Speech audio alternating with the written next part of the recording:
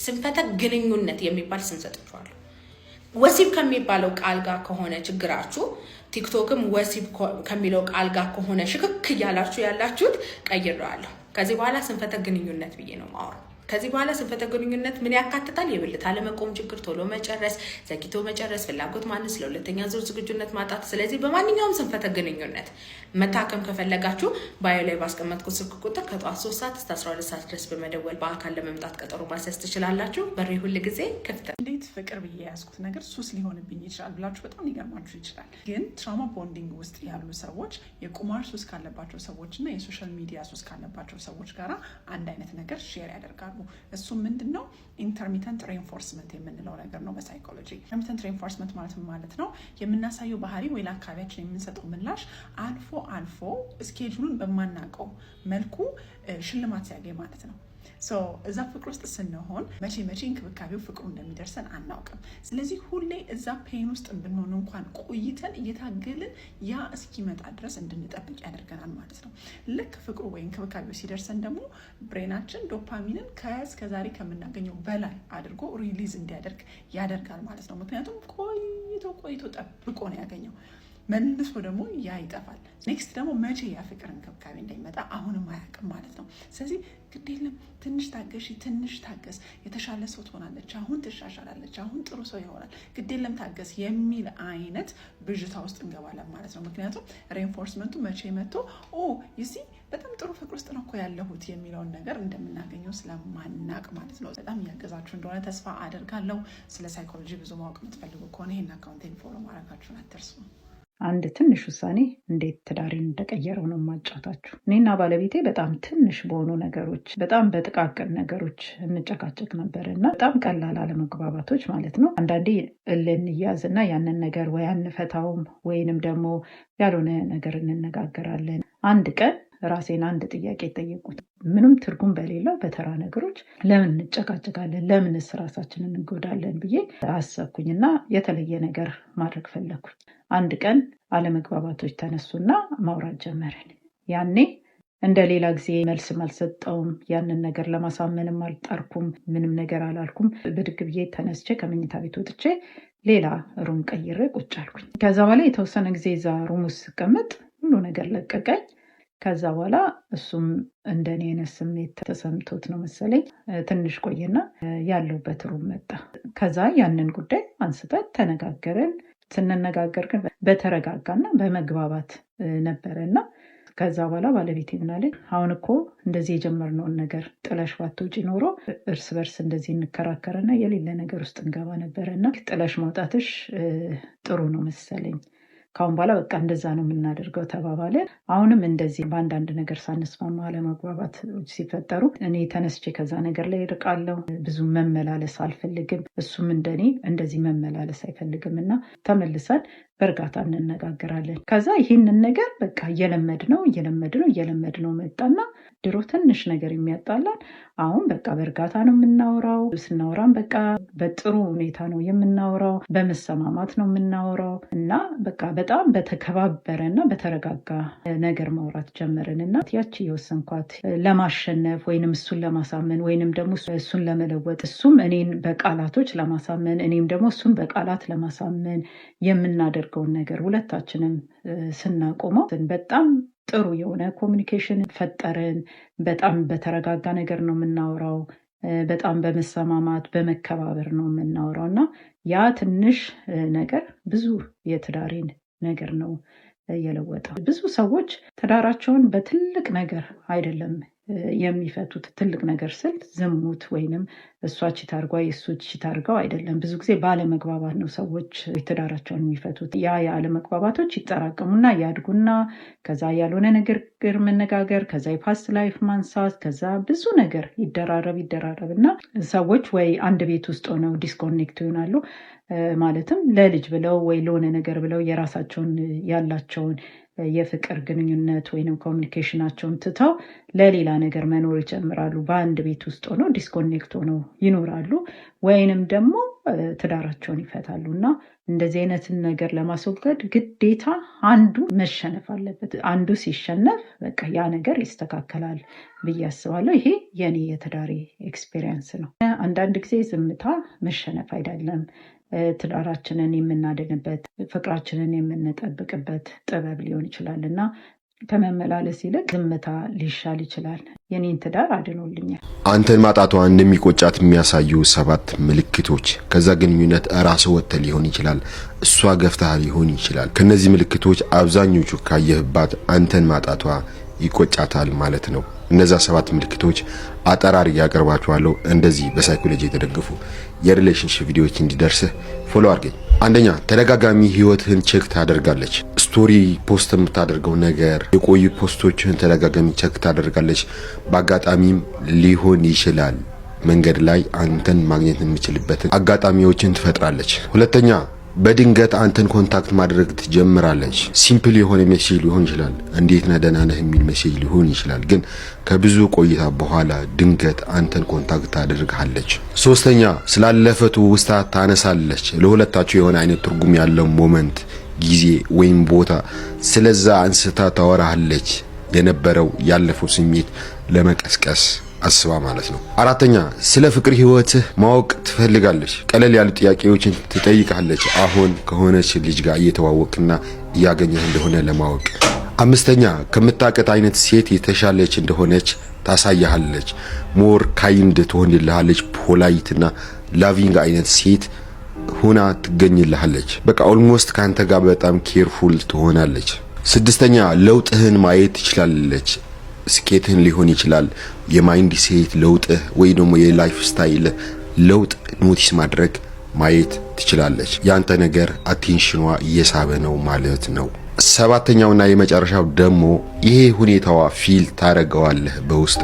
በቃ በቀላሉ ማየት ትችላለህ። አንተን ትታ ስትሄድ የነበራትን ኮንፊደንስ ፌድ እንዳደረገ ማየት ትችላለህ። ሶፍተርና ሪፍሌክቲቭ የሆነ ቶን እንደያዘች ማየት ትችላለህ። ማንም በፍቅር መጋባት የሚፈልግ ወንድ ሚስቱ የሚያከብራት እንድትሆን ይፈልጋል። ጓደኞቹ፣ ቤተሰቦች ሁሉ የሚያከብሯት አይነት ሴት መሆን እንዳለባት ያስባል። ይሄ የሚያየው ደግሞ አንቺ ራስሽን በምታይበት መንገድ ነው። ራስሽን ፕሬዘንት በምታደርጊበት መንገድ ነው። ለራስሽ ክብር ከሌለሽ ማንም ሰው ሊያከብርሽ እንደሚችል ማመን ያቅተዋል።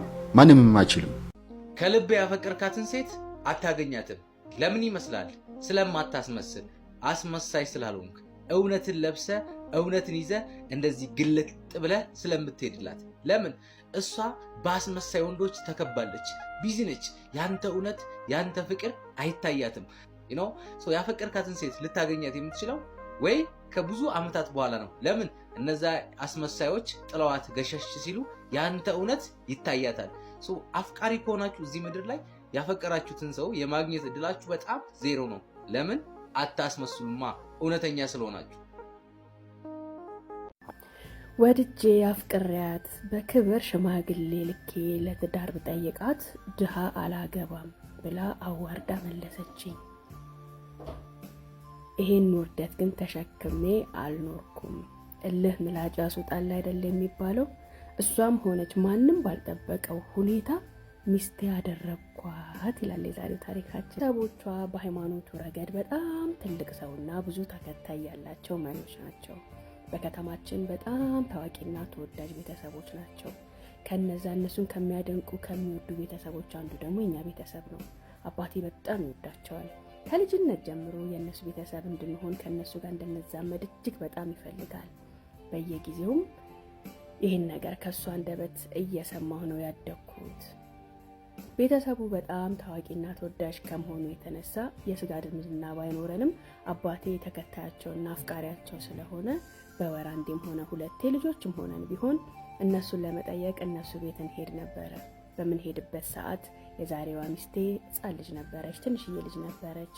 ከሁሉም ተለይቼ ከእሷ ጋር ቀርብ ነበረ፣ እሷም ከኔ ጋር ትቀርብ ነበር። አብረን እንጫወት ነበረ፣ አብረን እንስቅ ነበረ። ብዙ ልጆች ቢኖሩ በወቅቱ እኔና እሷ ግን የተለየ የልጅነት ቁርኝት ነበረን። በእርግጥ በ5 ዓመት ያህል እበልጣታለሁ። ከማንኛዎቹም ልጆች አስበልጬ የእሷን ጓደኝነትና የእሷን አብሮነት ሕፃን ሆኜ እንኳን እፈልገው ነበረ። የእኛና የነሱ ግንኙነት እንደዚህ እያለን የቀጠለው። እኛ ሀብታም የምንባል ቤተሰቦች አይደለንም፣ መካከለኛ ቤተሰቦች ነን። ለማንኛውም ሰው ጥሩ በልተን ጥሩ ለብሰን ጥሩ ትምህርት ቤት አስተምሮ አሳድጎናል አባታችን። ሀብታም የምንባል ግን አይደለንም። እሷ ደግሞ በጣም የትልቅ ሰው ዘር፣ የትልቅ ሰው ቤተሰብ፣ ብዙ ተከታይ፣ ብዙ ወዳጅ፣ ብዙ አፍቃሪ በአጀብ ያደገች ናት። ሀብታም ባይባሉም ድሆችም አይደሉም። በጣም ብዙ አጀብና በብዙ ሰው ተከባን ያደገችው።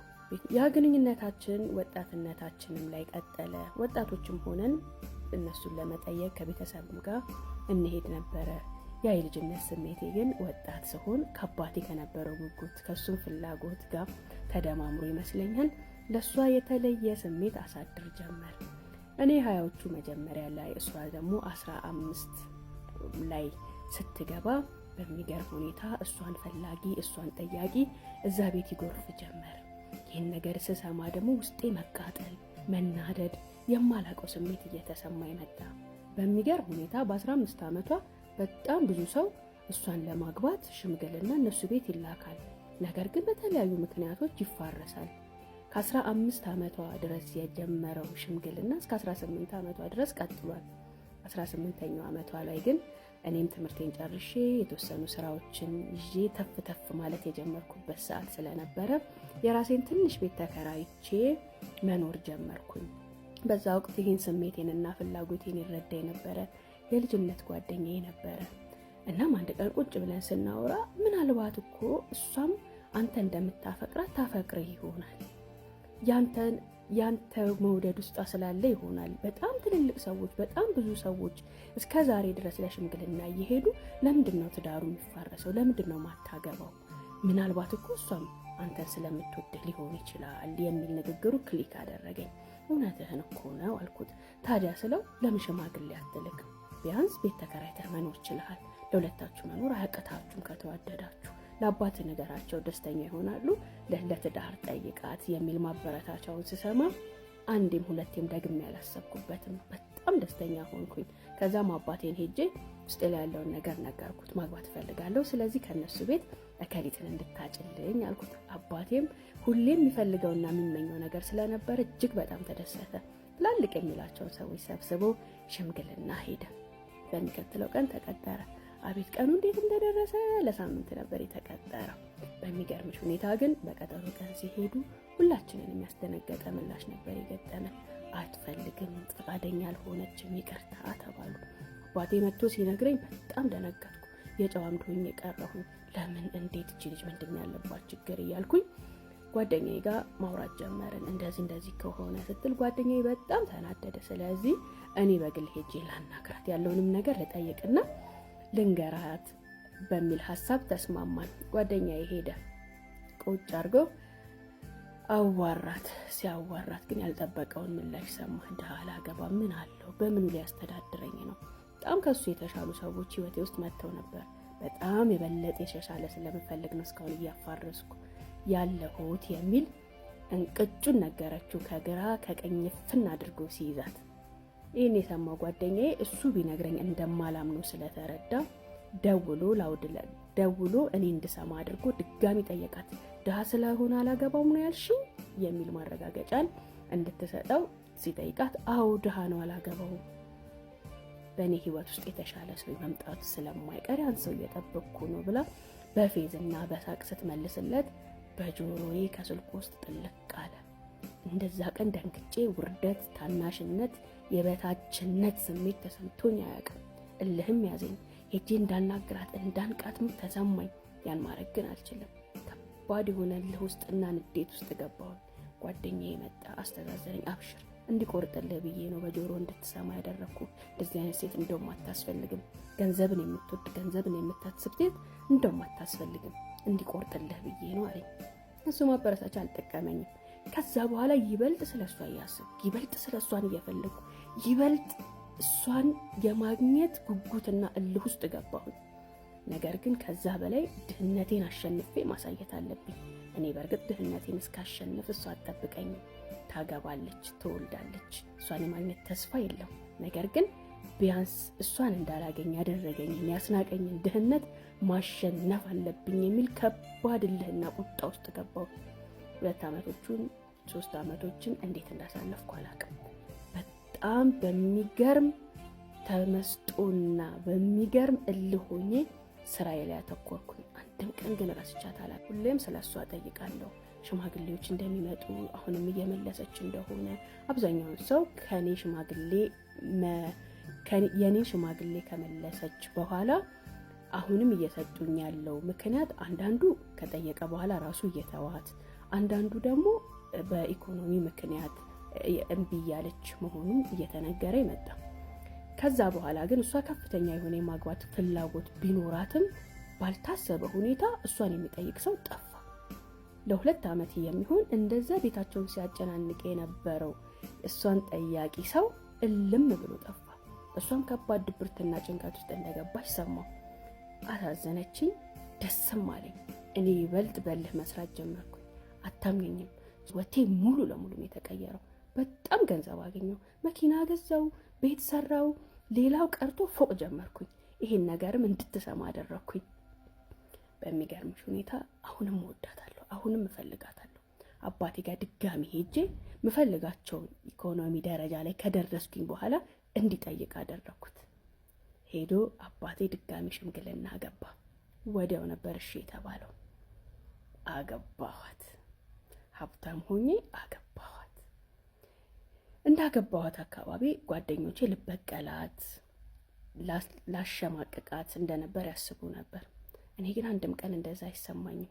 ይበልጥ ፍቅሯ፣ ይበልጥ መውደዷ አገባብኝ። በጣም ተንከባከብኳት፣ ይበልጥ ወደድኳት፣ ይበልጥ ታሳዝነኝ ጀመር። ያደረገችውን ሁሉ ረሳሁላት። የሚገርምሽ ሁኔታ ላሳጥርልሽና ለ10 ዓመታት ልጅ በማጣት ተፈተንን። አንድም ቀን ተናግሬያት፣ አንድም ቀን አስከፍቻት እንዲሰማት አድርጊያት አላቅም። እሷ ግን በጣም ትሸማቀቅ ነበር፣ በጣም ትጨነቅ ነበር። በቃ ተወኝ፣ መጀመሪያም ግፌ ነው፣ መጀመሪያም ስራዬ ነው ትለኝ ነበር።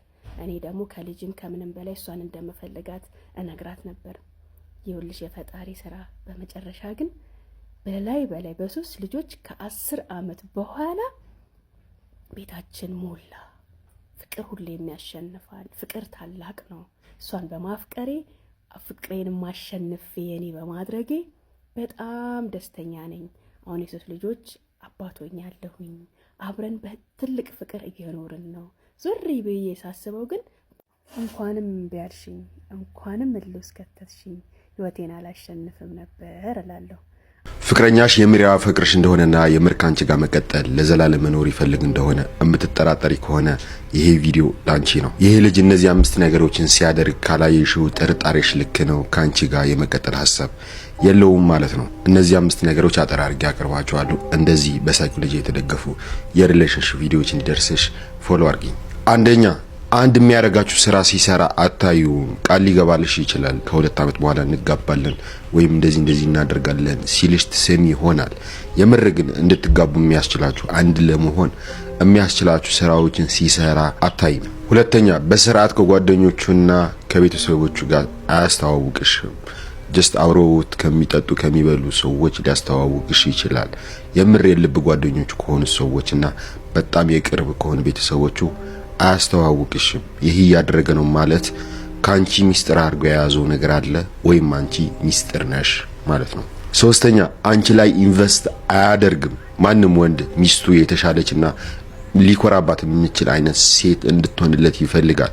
ይህንን አቺቭ ለማድረግ ደግሞ አንቺ ላይ ኢንቨስት ያደርጋል። ህልምሽ ላይ፣ ስራሽ ላይ እንድትበረቺ ጊዜውም ይሁን ሌላ ሪሶርሱን አንቺ ላይ ኢንቨስት ያደርጋል። አራተኛ፣ ምርጫው ለሌሎች ሴቶች ክፍት ያደርጋል። ከሌሎች ሴቶች ጋር በተለየ መንገድ ሲያወራ ሲቀራረብ ታዩዋለሽ። አንቺን የምር እንደሚስቱ የሚያይሽ ወንድ ካንቺ ጋር ለዘላለም ስለመኖር የሚያስብ ወንድ ግን ሌሎች አማራጭ ሊሆኑ ሴቶችን ወደ ህይወቱ አያስገባም። አምስተኛ፣ ብዙ ጊዜ የሚያገኝሽ ካንቺ ኢንቲሜሲ ሲፈልግ ነው። ካንቺ ጋር መተቃቀፍ ማደር ሲፈልግ ነው ብዙ ጊዜ የሚያገኝሽ። ካልጋ ውጭ ያለው ህይወትሽ የማወቅ ፍላጎት የለውም። የራሱ ህይወትም በደንብ አይነግርሽም። ይሄ ቪዲዮ ጠቃሚ ኢንፎርሜሽን ካገኘሽበት ላይክ ማድረግ እንዳረሺ። እንደዚህ በሳይኮሎጂ የተደገፉ የሪሌሽንሺፕ ቪዲዮዎች እንዲደርስሽ ፎሎ አድርጊ። ማግባት በነገራችን ላይ በጣም ቀላል፣ ቃል እገባላችኋለሁ። እግዚአብሔር ጊዜው ሲደርስ ሚስት እንደሚሰጥ አትጠራጠር። የእውነቴን ነው የምነግርህ፣ እንደምታገባ እርግጠኛ ሁን። ማግባት አይደለም። ትክክለኛውን ሚስት እግዚአብሔር ሲሰጥ ከዛ ሰው ጋር ትክክለኛ ሰው ሆኖ መኖር ያ ትልቅ ነገር። ያላገባችሁ እግዚአብሔር ቢፈቅድ መልካም ትዳር የምታስቡ ሰዎች ካላችሁ ይሄ ቪዲዮ ለእናንተ ነው። ራሳችሁ ላይ መስራት ከፈለጋችሁ መጋቢት 1 ይጀምራል፣ እንዳያመልጣችሁ። ያላገባሽ ሴት ከሆንሽ ያላገባ ወንድ ከሆነ በጣም ብዙ ነገር ራስ ላይ ታሻሽልበታለህ። ለበለጠ መረጃ 09774050 ላይ ደውሉ። አመናችሁም አላመናችሁም ሚስቱን የሚንከባከብ ባል፣ ሚስቱን የሚያከብር ባል፣ ሚስቱን የሚወድ ባል ሁሉ ነገር የነካ ሁሉ ይሳካለታል። ምንም ነገር ይስራ ይሳካለታል። የሆነ ፈተና ራሱ ቢፈተን እግዚአብሔር የሆነ ፈተና እሱን ለማየት ቢያመጣበት ራሱ ያን ፈተና ያልፈዋል። ማርያምን ነው የምለው። በቃ በጣም በአካባቢ ብዙ ሰው ስላየው ሚስቱን የሚያከብር ሚስቱን የሚንከባከብ ባል ሁሉ ነገር ይሳካለታል። በጣም ፐርፌክት ባል የምትፈልጉ ሴቶች ወይ ደግሞ ፐርፌክት የሆነች ሚስት የምትፈልጉ ሰዎች ወይ ደግሞ ፐርፌክት የሆነች ፍቅረኛ የምትፈልጉ ወይ ደግሞ ፐርፌክት የሆነ ፍቅረኛ የምትፈልጊ ሴት ይሄ ቪዲዮ ላንቺ። ፐርፌክት ባል የሚባል ነገር እዚህ ምድር ላይ ነው። ፐርፌክት የሆነች ሚስት የምትባል እዚህ ምድር ላይ ነች። እንደማንኛውም በአቅሟ ጎበዝ፣ ጠንካራ፣ ጀግና ሴት የራሷ ደግሞ ደካማ ጎን አላት። ከመልክ መልክ፣ ከጸጉር ጸጉር፣ ከጥርስ ጥርስ፣ ከከንፈር ከንፈር፣ ከአፍንጫ አፍንጫ፣ ከጸባይ ጸባይ፣ ከድንግልና ድንግልና፣ ከገንዘብ ገንዘብ፣ ከቤተሰብ ቤተሰብ በስለት የተወለደች ምድር ላይ የሌለች ሴት ፈልጋለሁ ብለ ጊዜህን አትግደል። ከሀብት ሀብት፣ ከመኪና መኪና፣ ከቤት ቤት፣ ከቁመና ቁመና በቃ ሁሉ ነገር የሰጠው ወንድ ፈልጋለሁ ብለሽ እሱም ደግሞ ሁሉ ነገር የሰጣት ሴት ይፈልጋል። አንቺን በታሪክ አይፈልግም። በጣም ፐርፌክት ምንም እንከን የሌለበት ሰው የሚፈልጉ ሰዎች አሉ። ባልም ከሆነ እንከን የሌለበት ባል፣ ሚስትም ከሆነች እንከን የሌለባት ሚስት፣ የማትናገር፣ የማትጋገር፣ የማትሳደብ፣ የማትቆጣ፣ የማትናቅ ምንም በቃ እንትን ማትል ሴት። እንደዚህ አይነት ሴት የለችም። የራሷ ደካማ ጎን ያለች ሴት ነው ያለች። ትዳር ለመቀየር ያሰባችሁ ሰው፣ ሚስት መቀየር ያሰባችሁ ሰው በየቀኑ የሆነ ሰው ጋራ እየተግባባችሁ የሆነ ነገር ስታይበት ብን ብለሽ መጠፊ ወይሱ ጠጪው ነው ወይሱ ቃሚ ነው ወይሱ ያመሻል ወይሱ እንዲህ ነው ወይሱ ረጅም ነው አፍንጫው ጥርሱ። አንዳንድ ጊዜ መስተካከል የሚችል ነገር ራሱ እያየን ብን ብለን እንጠፋለን። የተስተካከለ ነገር ላይ ከገባችሁ እመኑኝ፣ የተስተካከለው ነገር ከሆነ ጊዜ በኋላ ጫና እየበዛበት ሲመጣ የሱ ባህሪ ይለወጣል፣ የሷ ባህሪ ይለወጣል። ካንቺ ጋር ያለው የፍቅር ግንኙነትን አደባባይ ላይ መውጣት የማይፈልግ ካንቺ ጋር መታየት የማይፈልግን ወንድ ፍቅረኛዬ የራሴ ሰው ያልሽው ከሆነ በጣም ስህተት እየሰራሽ ነው። ይሄ ወንድ ካንቺ ጋር መተኛት ያላሳፈረው ካንቺ ጋር መታየት ሊያሳፍረው አይችልም በጭራሽ። አንቺን ለሚያውቃቸው ሰዎች ማሳየት የማይፈልገው አንቺ ያላቦታሽ እንዳለሽ ስለሚያውቅ ነው ወይም ስለሚያስብ ነው።